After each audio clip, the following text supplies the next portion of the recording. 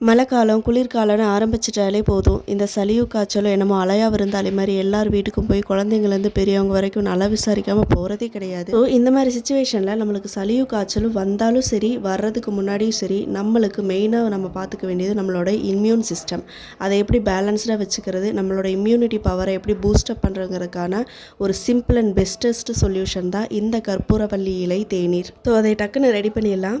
ஒரு டம்ளர் தண்ணி எடுத்து அதை இந்த மாதிரி நல்லா பாயில் பண்ணிவிட்டு நம்ம எடுத்து வாஷ் பண்ணி வச்ச அந்த கற்பூரவள்ளி இலையை அதில் ஆட் பண்ணிக்கலாம். இந்த இலையை ஆட் பண்ணதுக்கு அப்புறமா சளி பிரச்சனைக்கு பொதுவாக நம்ம யூஸ் பண்ணக்கூடிய ஒரு 2-3 மிளகு எடுத்து நல்லா இடிச்சிட்டு இந்த மாதிரி ஒரு பிஞ்ச் அளவு ஆட் பண்ணிக்கலாம். மிளகு தொண்டையில் இருக்கிற வலி, அதே மாதிரி தொண்டை கரகரப்பு, இந்த மாதிரி பிரச்சனைகள்லாம் சரி பண்ணி தொண்டையை நல்லா இதமாக வச்சுக்கும். அதே மாதிரி ஒரு ஏலக்காய் எடுத்து நல்லா இடிச்சிட்டு சேர்த்திக்கலாம். ஏலக்காய் ஃப்ளேவருக்காக மட்டும் கிடையாது, இதில் நிறைய நன்மைகள் இருக்குது.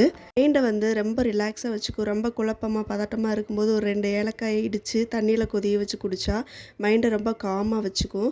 அதுக்காகவும் நம்ம இதில் ஆட் பண்ணிக்கிறோம். அதே மாதிரி சிலருக்கு கஷாயம் இந்த மாதிரியெல்லாம் குடித்தா பிடிக்காது. இது கஷாயம் ஃபீல் வரக்கூடாது அப்படிங்கிறதுக்காக ஒரு டீ குடிக்கிற மாதிரி இருக்கணுங்கிறதுக்காக ஒரு 1/2 டீஸ்பூன் டீ தூள் சேர்த்திட்டு நல்லா கொதிய வச்சு எடுத்து வடிகட்டிக்கலாம்.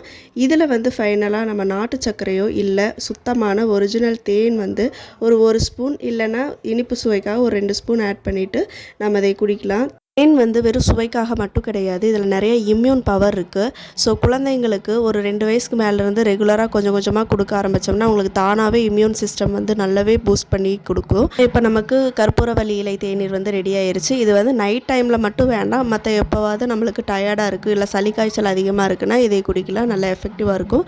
இந்த வீடியோ உங்களுக்கு யூஸ்ஃபுல்லாக இருக்குன்னு நம்புகிறேன். வீடியோ சேவ் பண்ணி வச்சுட்டு ட்ரை பண்ணி பாருங்கள். அண்ட் ஃப்ரெண்ட்ஸ் அண்ட் ஃபேமிலிக்கு ஷேர் பண்ணிவிட்டு வீடியோக்கு ஒரு லைக் கொடுத்துட்டு நம்ம பேஜை ஃபாலோ பண்ணிக்கோங்க. ஸோ நிறைய பெஸ்ட் ரெமெடிஸ் கொடுக்க இருக்கும். See you in the next video. Lots of love from Honey.